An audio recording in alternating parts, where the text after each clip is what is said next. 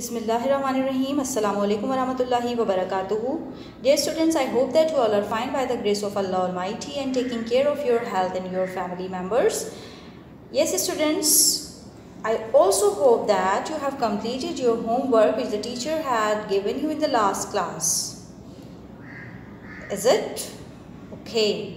So what was the homework? As you know that this is your English grammar class and we are learning English grammar through Iqra English Grammar Book 4, and we have started the new lesson number 3 in the last class, and the name of the lesson is past perfect tense, and we have learned the usage of past perfect tense, the structures of past perfect tense, affirmative, negative and interrogative, and we have learned through the timeline also.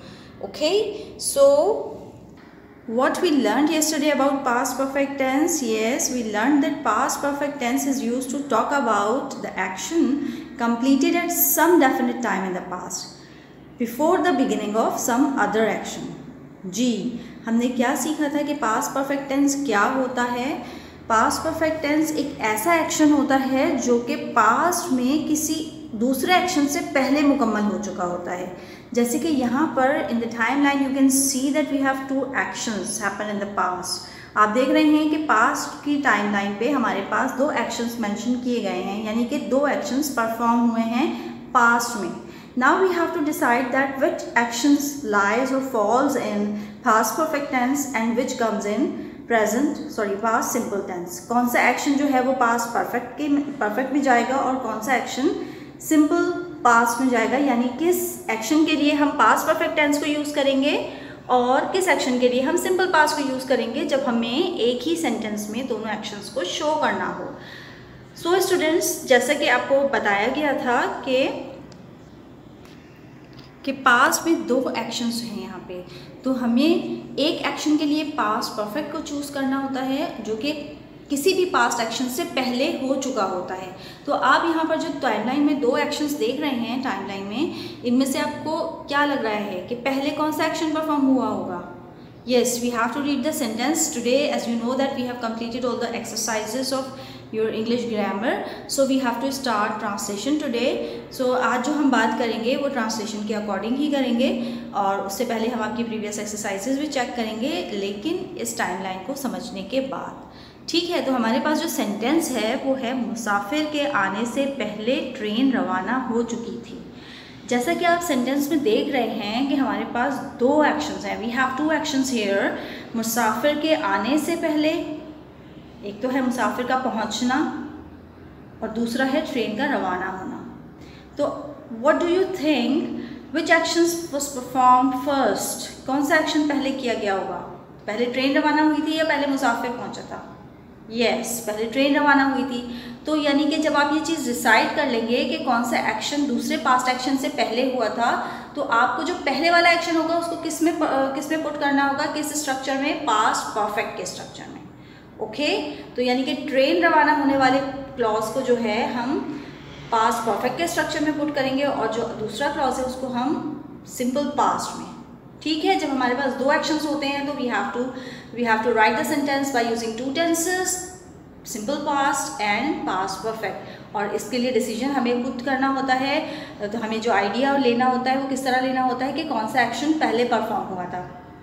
जो action पहले perform हुआ था उसके लिए हम past perfect tense use करते हैं, और जो एक्शन उसके बाद परफॉर्म हुआ है उसके लिए हम सिंपल पास्ट. ट्रांसलेशन में आपको इस चीज़ का ख्याल रखना होगा. You have to keep in your mind the thing that you have to decide the correct action perform another action before past. यानी कि past में जो 2 actions हुए हैं उनमें से जो पहले perform हुआ था you have to put past perfect tense for that action, and you have to put the simple past tense for the other action happened in the past. Okay students, now moving to the sentence. मुसाफिर के आने से पहले train रवाना हो चुकी थी. मैंने जैसे आपको बताया कि ट्रेन के रवाना होने के लिए हमें कौन सा स्ट्रक्चर पुट करना होगा? पास्ट परफेक्ट टेंस का. The train had left before. अब यहाँ the train had left, train रवाना हो चुकी थी. बिफोर पहले के लिए यूज़ होता है, और उसके बाद जो हमारा दूसरा क्लॉज स्टार्ट हो जाएगा मुसाफिर के आने से पहले, और उसके लिए हमें कौन सा टेंस चूज़ करना था, कौन सा टेंस को इस्तेमाल करना था, सिंपल पास्ट को। The passenger arrived, the train had left before the passenger arrived. Okay students, what we have learned that when we have two actions happen in the past, we have to put one action in past perfect and the other action in simple past tense, and we have to decide that which action happened before the other action in the past। ठीक है, इन चीज़ों को देखते हुए हमें अपने दोनों structures को पुट करना होता है। जो एक्शन पास्ट में पहले हो चुका होता है, मुकम्मल हो चुका होता है, उसको पास्ट परफेक्ट में पुट करते हैं, और उसके बाद जो दूसरा एक्शन हुआ होता है पास्ट में, उसको सिंपल पास्ट में हम पुट करते हैं। इस तरह से हमारा सेंटेंस कंप्लीट हो जाता है। So today what we have to do, we have to do the exercise of translation. But before moving to the today's task, we have to check the previous exercises which the teacher had given you in the previous class. Okay students, this was exercise A. I hope that you have done this exercise very easily. बहुत अच्छे तरीके से आपने समझा है, तो इसको easily आपने कर भी लिया होगा solve. Moving to exercise B, you have to check the answers that whether you have done it correctly or not, and if you find any mistake, you have to correct that mistake. Okay. Okay students, these are the sentences of questions, interrogative sentences हैं ये, and I hope that you have put question mark at the end of each sentence. Okay, now we have to move towards the new exercise which is of translation. Translate the following sentences into English. And what are the sentences? Doctor अम्मी को दवा दे चुका था, इसमें हमारे पास एक ही एक्शन है, and we have to make in past perfect tense. Okay, क्या उसकी बिल्ली मर चुकी थी, इसमें क्वेश्चन है, and we have to make this sentence into past perfect tense as I have told you. कहाँ पर दो सेंटेंसेस यूज़ होंगे, जहाँ पर हमारे पास दो एक्शंस होंगे। ठीक है, उस्ताद के पूछने से पहले मैंने जुमले बना लिए थे। We have two actions here, उस्ताद का पूछना और मैंने जुमले बनाए थे। तो जो काम मैंने पहले किया था, अभी जैसे मैंने आपको बताया, आपको उसको पास्ट परफेक्ट में लेके जाना है। और जो उस्ताद ने पूछा, मैं आपको ये सेंटेंस एक्सप्लेन कर देती हूँ। उस्ताद के पूछने से पहले मैंने जुमले बना लिए थे। I had made sentences before the teacher asked. As you have seen that I had made sentences, ये वाला पार्ट जो है ये पास्ट परफेक्ट में बना है, और बिफोर द टीचर आस्क्ड जो other part of the sentence है, जो एक्शन दूसरा एक्शन है, वो किस में बनाया है हमने, सिंपल पास्ट टेंस में। मुझे उम्मीद है कि अब आपको बहुत अच्छे तरीके से क्लियर हो चुका होगा कि जो काम पहले हुआ था उसको हमें पास्ट परफेक्ट में पुट करना है, और जो उसके बाद हुआ है उसको हमें सिंपल पास्ट में पुट करना है। उसने खाना खाने से पहले नमाज पढ़ ली थी। Now you have to make this sentences on your own, आपको खुद बनाना है। तुमने नाश्ता नहीं किया था, इसको पास्ट परफेक्ट में पुट करेंगे, ट्रांसलेट करेंगे। Yes students, I am showing you the vocabulary which will be used for the translation. You have to use this vocabulary for translation.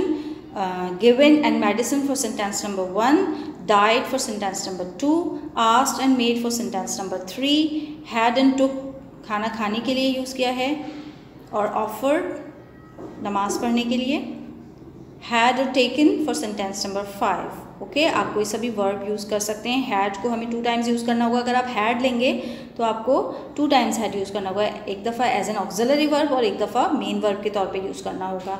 And taken लेंगे तो एक दफ़ा हैड यूज़ करना होगा, जैसे कि ऑक्सिलरी वर्ब का स्ट्रक्चर है हमारे पास परफेक्ट का, एंड देन मेन वर्ब के लिए आपको टेकन को यूज़ करना होगा। I am showing you the structures again. As you know that in affirmative sentences we have to use had plus third form of verb, and then in negative structure we have to use subject plus had and not plus past participle or third form of verb, and for interrogative sentences we have to put had before subject, auxiliary verb before subject, and then the past participle after the subject, and then object, and at the end we have to put question mark. Okay students, you have to do some exercises in your notebook also, as you have done in your present perfect tense. For present perfect tense you have done some exercises. मैंने आपको कुछ exercises दी थी, इसी तरह teacher ने जिस तरह आपको दी थी बिल्कुल उसी तरह से ये present perfect tense का काम आपने आई होप कर लिया होगा। और ये एक्सरसाइजेस भी आपने सॉल्व कर ली होंगी और ये आंसर्स आप टैली कर सकते हैं।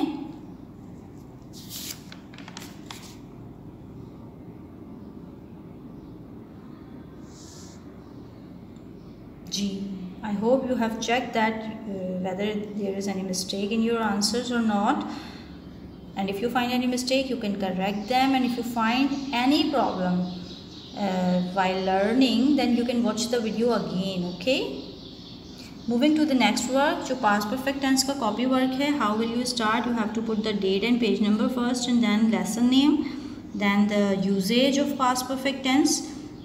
After this you have to write the structures like this in your notebook. Okay, and after this what you have to do, you have to solve some exercises of translation, transformation and translation. Okay, इस तरह से आपको note करना है. I am showing you the sentences. इन sentences को आप इसी तरह से नोट करेंगे.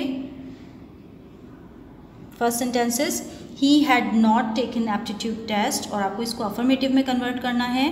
The second sentences, I had already solve the paper, इसको आपको इंटेरोगेटिव और क्वेश्चन में चेंज करना है. The passenger had reached the airport before it rained. You have to transform this sentence into negative. And then we have the other sentence, had they returned my English book before the exams started. इसको affirmative में convert करना है. The security guard had rescued the drowning boy. आपको इसको negative में convert करना है. On the other page we have some sentences for translation. You have to translate these sentences also in your notebook. Okay, in sentences को note करके आपको translate करना है.